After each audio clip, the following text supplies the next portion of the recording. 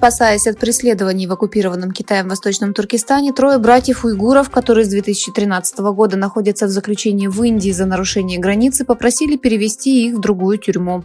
Арестованные в 2013 году при бегстве границы с Ладакхом через индийский округ Кайлак, уйгурские братья Адиль, Абдухалик и Абдусалам до недавнего времени содержались в тюрьмах индийских регионов Ладак и Джамму и Кашмир и были переведены в правительственную тюрьму Карнал.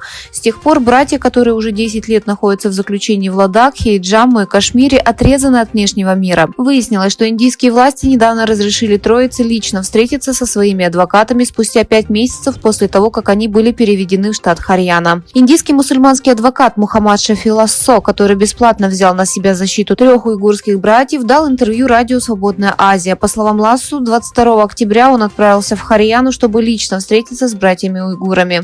Мухаммад Шафи Лассо сказал, что индийские власти попросили перевести задержанных уйгуров в одну из бывших тюрем в Джамму и Кашмире или Ладакхе, но до сих пор ответа от властей не последовало. Госсовет КНР опубликовал генеральный план пилотной зоны свободной торговли, так называемого Синьцзянь-Уйгурского автономного района в Восточном Туркестане, подтвердив, что Китай продолжит систематическую практику геноцида в регионе.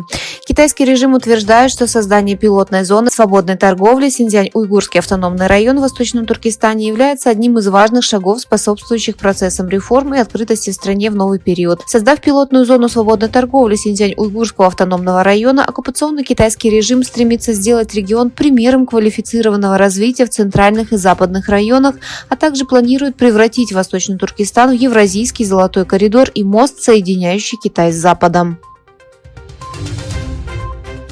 На глобальном саммите, прошедшем в Великобритании, подписали соглашение о безопасности искусственного интеллекта, которое описывается как первое в мире. Представители компаний из 28 стран, включая США и Китай, а также ЕС, подписали соглашение, которое направлено на борьбу с рисками модели ИИ.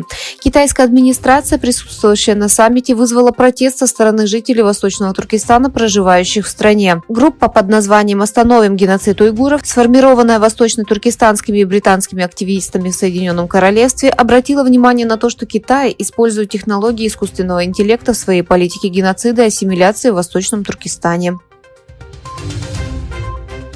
В докладе, подготовленном Комитетом по разведке французского парламента, утверждалось, что Турция наряду с Россией и Китаем является одной из стран, которые больше всего вмешиваются в дела страны.